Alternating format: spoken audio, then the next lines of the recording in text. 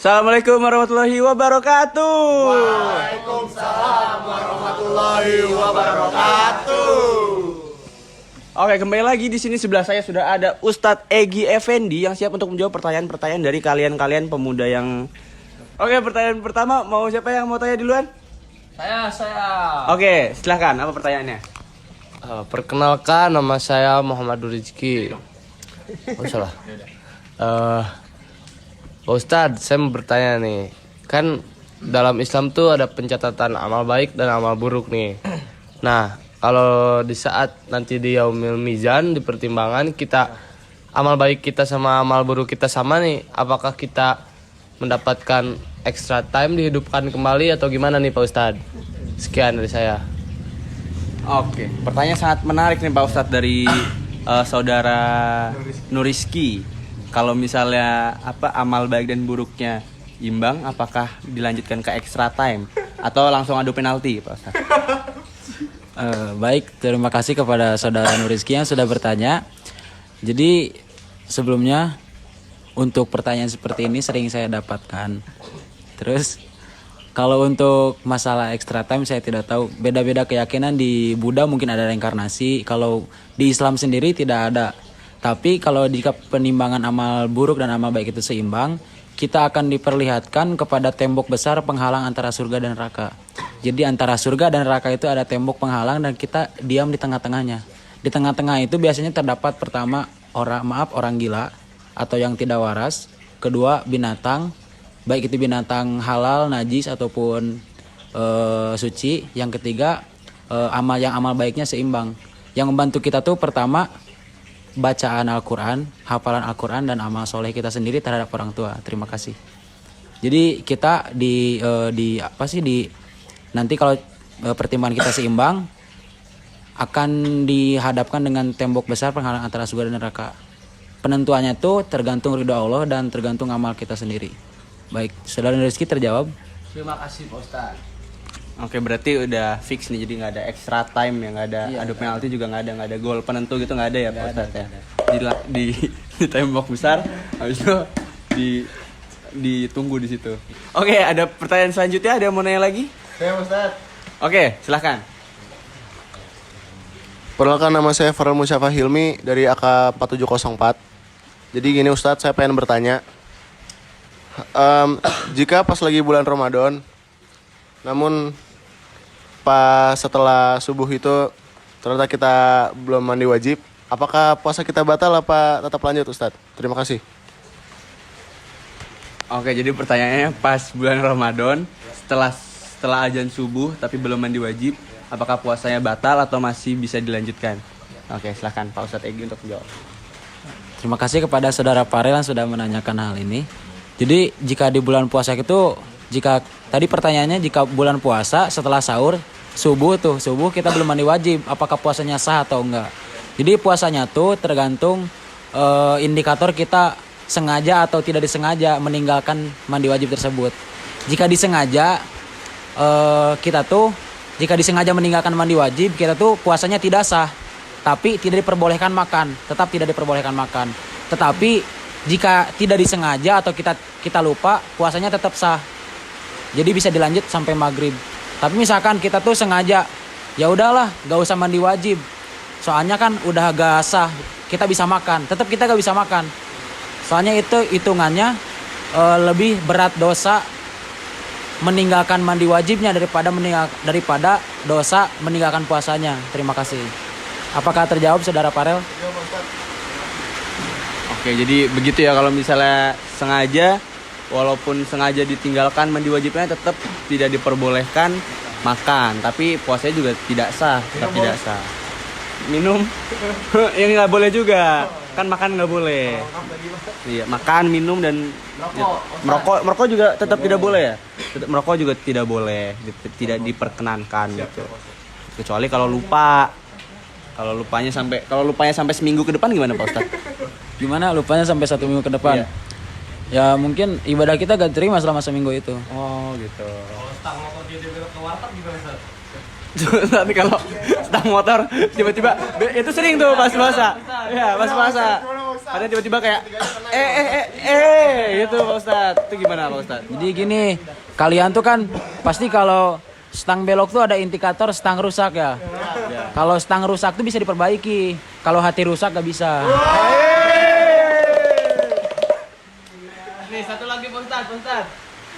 Kalau kita lagi puasa kan nih, bangun tidur misal udah sholat subuh kita tidur, terus kita gosok gigi nih. Terus kalau sikat giginya nggak sengaja ketelan gitu batal gak Ustaz? Sikat giginya? Sikatnya ya? Gimana Pak Ustadz? Kalau sikat giginya, sikatnya nggak sengaja ketelan? Jadi sebenarnya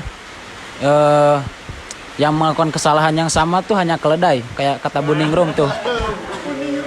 Kata Bu Ningrum yang melakukan kesalahan yang sama hanya keledai. Jadi hanya manusia yang berotak hewan yang menelan sikat gigi.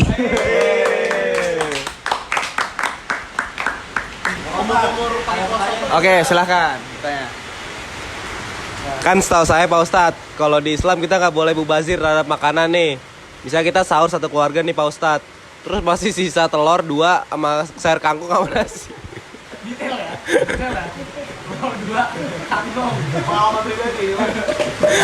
Aman nanti deh Ustadz. Nah tapi udah masuk waktu subuh, kan otomatis sudah nggak boleh makan. Tapi kalau kan nggak boleh mubazir, kalau dimakan aja boleh nggak Ustadz pas harus dihabisin? Oke, jadi daripada buang-buang makanan Pak Ustadz, abis subuh, ya udahlah gitu, dimakan. Itu gimana Pak Ustadz? Sebenarnya indikator mubazir tuh banyak. Indikator mubazir tuh bukan berarti kita lihat dulu wajib mana antara puasa Ramadan dengan mubazir. Jadi misalnya kita gini, daripada kita mubazirnya dimakan sendiri untuk membatalkan puasa, lebih baik kita kasihkan ke tetangga biar gak mubazir. Jadi misalkan saat sahur nih, kita kira-kira dulu makanannya bakal habis atau enggak. Misalkan kalau kita kira gak akan habis, kasih ke tetangga. Tapi saat sahur kasihnya, bukan saat setelah sahur, setelah sholat subuh. Oke, ada lagi yang mau bertanya? Siapa? Oke, silahkan. Ya, Assalamualaikum. Perkenalkan nama saya Radit, biasa dipanggil Radit. Saya pengen nanya nih, Ustadz. Saya pernah dengar kalau nggak salah ada orang yang bilang kalau kita misalnya membunuh cicak nih, kita itu bakal dapat pahala kan, Pak Ustadz? Karena cicak itu yang ngasih tahu para kaum apa? Para kaum Quraisy kalau Nabi Muhammad tuh lagi ada di gua kan. Nah, jadi kan kalau membunuh cicak itu dapat pahala. Boleh nggak sih saya ternak cicak terus saya bilas semua cicaknya biar saya bisa mining pahala saya, Pak Ustadz? Terima kasih. Oke, pertanyaan keren banget. Dia farming pahala Pak Ustadz, menggunakan ternak cicak Pak Ustadz. Gimana tuh? Silahkan jawab. Iya. Jadi sebenarnya tuh kamu harus tahu dulu apa sih yang mengakibatkan cicak itu halal untuk dibunuh. Indikatornya apa aja selain cicak itu sendiri. Jadi Nabi Muhammad saja menemukan cicak secara tidak sengaja. Jadi indikator kita agar bisa membunuh cicak, bisa mendapatkan pahala itu, indikatornya kita harus dengan cara tidak sengaja menemukan cicak. Kalau kita misalkan sengaja ternak nih, atau sengaja mengumpulkan cicak sebanyak mungkin, itu tuh dengan cara mengumpulkan, dengan cara ternaknya saja kita udah berdosa. Jadi kita kayak misalkan kita tuh punya musuh. Terus misalkan Radit punya musuh, Rama juga punya musuh. Terus Radit tuh ngumpulin musuhnya Rama buat biar Rama bisa ngabisin semua musuhnya. Itu tuh kalau saat pengumpulnya itu tetap berdosa. Soalnya kita tuh sama aja kayak ngumpulin musuh Rasulullah. Habis itu kita bunuh semuanya. Jadi indikatornya tuh pertama harus ada tidak kesengajaan dalam menemukannya. Kalau membunuhnya emang harus sengaja, tapi dalam menemukannya tidak boleh harus tidak disengaja, seperti itu. Oke, berarti kita kalau mau bunuh cicak itu kalau kita ketemu cicaknya spontan ya? Khusus kalau misalnya spontan doang ya? Kalau misalnya nggak spontan? Gak bisa ya? Gak bisa. Oke deh. Terima kasih untuk Ustadz Egy Effendi, tepuk tangannya dong. Oke, demikian majelis untuk pagi hari ini. Mungkin kita bisa kita tutup dengan doa bersama yang akan dipimpin oleh saudara Ustadz Egy Effendi. Silakan. Bismillahirrahmanirrahim. Hamdan syakirin, hamdan na'imin, haman yuwafi wa majidah. Taqabbal minna rabbana. Allahumma aftah lana hikmataka wa ansur lana min khazaini rahmatika bi rahmatika ya arhamar rahimin.